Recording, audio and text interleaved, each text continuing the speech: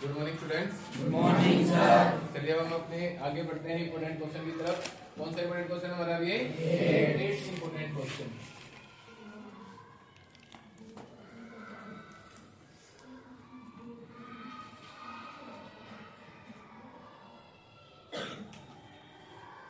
Eight important question, वो भी हमने किस में लिया है? सम एप्लीकेशन ऑफ ट्रिग्नोमेट्री में से लिया है। क्वेश्चन नंबर पहले हम करते हैं 4। क्वेश्चन नंबर कौन सा है? 4। अगर आप एनसीईआरटी में देखोगे तो एनसीईआरटी में से 9.1 का क्वेश्चन नंबर क्या है? 4th है। क्वेश्चन क्या है आपका? बड़ा इजी है, बस आपको ट्रांसलेट करना चाहिए English to Hindi. The angle of elevation of the top of the tower from a point on the ground. जो एंगल ऑफ एलिवेशन है टावर के टॉप तक, कहां से? एक पॉइंट ले लिया ग्राउंड से, वहां तक, which is 30 metre away from the foot of the tower. एक टावर है, टावर के फुट से जो एक पॉइंट है वो कितनी दूरी पर है? 30 मीटर की दूरी पर है। कितने मीटर की दूरी पर है? 30 मीटर की दूरी पर है। इस पॉइंट से टॉप ऑफ टावर, जो टावर का टॉप है, ये कितना दे रखा है आपको? एंगल ऑफ एलिवेशन आपको दे रखा है इसके अंदर 30 डिग्री। कितना दे रखा है? 30। देन हमने क्या किया? इसको ट्रांसलेट किया हिंदी में और ऐसे कैसे क्या बना दिया? फिगर बना दिया। ओके, अब हम क्या देखते हैं इसमें क्या पूछ सकता है? Find the height of the tower. Tower क्या हमारे पास? ये जैसे कि हमने पहले क्वेश्चन में भी आपको समझाया था, इसमें क्या होता है? दो चीजें आपको दे रखी होगी, एक तो एंगल दे रखा होगा और एक कोई भी साइड दे रखी होगी। एंगल दे रखा है, साइड दे रखी है, और एक साइड निकालने के लिए बोला जाएगा आपको। एक साइड निकालने के लिए बोला जाएगा। एक साइड दे रखी है, एक साइड निकालने के लिए बोल रखा है। बस आपने क्या करना है, ये देखना है कि वो परपेंडिकुलर है या वो बेस है, वो या हाइपोटेनस है। इसका मतलब आपको क्या दे रखा है बताना? बेस दे रखा है। बेस कितना दे रखा है? और क्या निकालना है? परपेंडिकुलर। क्या निकालना है? परपेंडिकुलर और बेस देख लेना कि ट्रिग्नोमेट्री का बेस उसमें किसमें आता था? किसमें आता था बताइए? 10 में। किसमें आता था? इसका मतलब किसका यूज करेंगे अब? 10 का। लेकिन अब इसको लिखना कैसे है? हमने क्या निकालनी है? Height of tower. पहले तो आपने फिगर बना लिया और फिगर में इसके नेम लिख देना, ए बी और ये सी। नेमिंग आप कोई सी भी दे सकते हो, लेकिन जब नेमिंग देंगे तो एक बात का ध्यान रखना है, छोटे स्मॉल लेटर्स में आप कभी नेमिंग नहीं देंगे मैथमेटिक्स में। किसमें देंगे? कैपिटल लेटर्स में देंगे, ए बी और सी। हमने क्या मान लिया? सबसे पहले हमने क्या लिखना है? Angle of elevation. Angle of elevation क्या दे रखा है बताइए?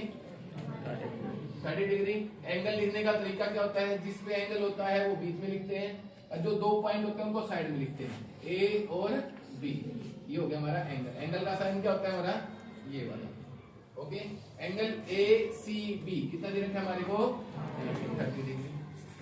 ठीक है, लेट कर लिया हमने। Let A B is the height of tower. Tower की हाइट क्या हमारी? ए बी है। ओके, अब वही ट्रायंगल दे रखा है। इसके बाद सेम टू सेम हर एक क्वेश्चन में वही होगा जो हमारे क्वेश्चन में करेंगे। जो पहले क्वेश्चन में क्या था? क्या राइट एंगल ट्रायंगल में लेंगे, एक साइड दे रखी है, एक साइड निकालनी है आपको। बस ये देखना है कि tan यूज होगा, sin यूज होगा या cos यूज होगा। वो कैसे देखना है हमारे को? पंडित बद्री प्रसाद हर बोले। अगर P दे रखा है H निकालना है, या H दे रखा है P निकालना है, तो साइन का यूज करोगे। B दे रखा है H निकालना है, H दे रखा है B निकालना है, तो किसका यूज करोगे? cos का यूज करेंगे। P दे रखा है B निकालना है, या B दे रखा है P निकालना है, तो किसका यूज करोगे? tan का यूज करोगे। बस ये तीन ही यूज होंगे इसके अंदर आपके, साइन cos tan। क्या? Sine cos tan। तो क्या लिखेंगे इसमें हम? In right triangle A B C. Right angle किस पे है? बी पर। किस पे right angle? Right angle at B. किस पर है? बी पर। अब हमने क्या निकालना है? बेस दे रखा है और परपेंडिकुलर निकालना है। तो आपने क्या लेना है? ए बी परपेंडिकुलर हो गया, और बेस क्या हमारे पास? BC। क्या है? परपेंडिकुलर और बेस किसमें हमारा? 10 है, और 10 टेन में एंगल का यूज होगा हमारा 30 कंप्लीट है सर। ए बी आपको निकालना है, BC आपको दे रखा है 30 और tan 30 की वैल्यू क्या होती है बताइए 1 बाय में √3। ओके, इसके बाद क्या करना है बाय क्रॉस मल्टीप्लाई, यहाँ पे लिखना है आपको एग्जाम में बाय क्रॉस मल्टीप्लाई।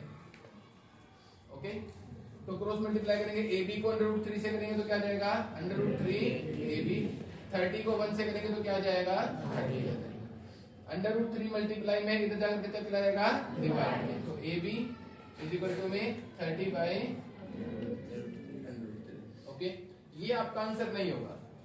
एग्जाम में कभी भी एक बात का ध्यान रखना है, आधा नंबर 1 नंबर कट सकता है आपका इस बेस पर, अगर आपका बाय में √3 आ जाए, क्या जाए √3 आ जाए, √2 आ जाए, √5 आ जाए, √7 आ जाए, कुछ भी आ जाए तो उसको √ को आपको खत्म करना पड़ता है।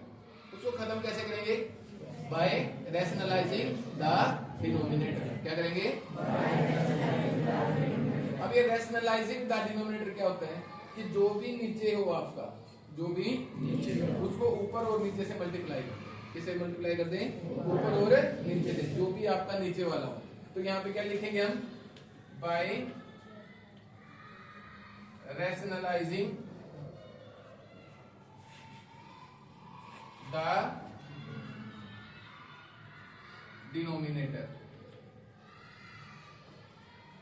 ओके, रैशनलाइजिंग द डिनोमिनेटर करेंगे तो क्या आ जाएगा हमारे यहाँ पर, यहाँ पे करते हैं इसको तो AB इज इक्वल टू में 30 √3, रैशनलाइजिंग करेंगे ऊपर भी √3 से मल्टीप्लाई और नीचे भी √3 से मल्टीप्लाई, तो ये AB इज इक्वल टू में क्या हो जाएगा 30 को √3 से करेंगे तो √3 आ जाएगा सेम टू सेम, और इनको अगर हम मल्टीप्लाई करते हैं तो क्या जाता है √3 का स्क्वायर।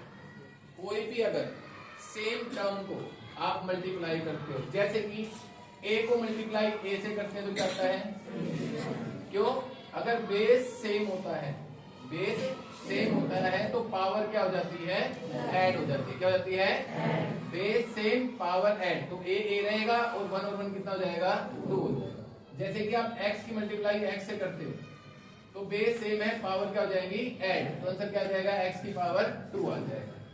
ओके, तो अब हमने क्या करना है √3 का स्क्वायर आ गया तो यहाँ पे क्या हो जाएगा स्क्वायर से √ क्या हो जाता है कैंसिल हो जाता है, स्क्वायर से √ क्या हो जाता है और क्यों हो जाता है आपको पहले बता रखा है, क्यों क्योंकि जो √ होता है उसका मतलब जो √ होता है इसका मतलब होता है 1/2 पावर क्या होती है 1/2, और ऊपर क्या था 2 1 जा 2 2 1 जा 2, 3 की पावर क्या बच जाती है 1 बच जाती है। तो यहाँ पे हमारा AB क्या आ जाएगा 30 √3 बाय में क्या जाएगा, अब देखिए कट रहा है 3 1 जा 3 10 जा, तो AB की वैल्यू क्या आ जाएगी हमारे 10 √3 क्या जाएगी 10 ओके, ये क्या हो गई हमारी हाइट ऑफ द टावर, क्या हो गई तो लास्ट में लिखेंगे height of tower is equal to 10 √3।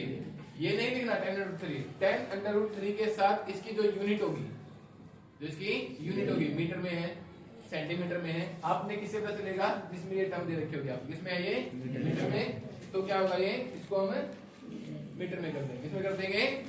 तो आपने ये ध्यान रखना है जो भी यूनिट होगी उसको क्या करेंगे हम उसके साथ में लिखेंगे। ओके।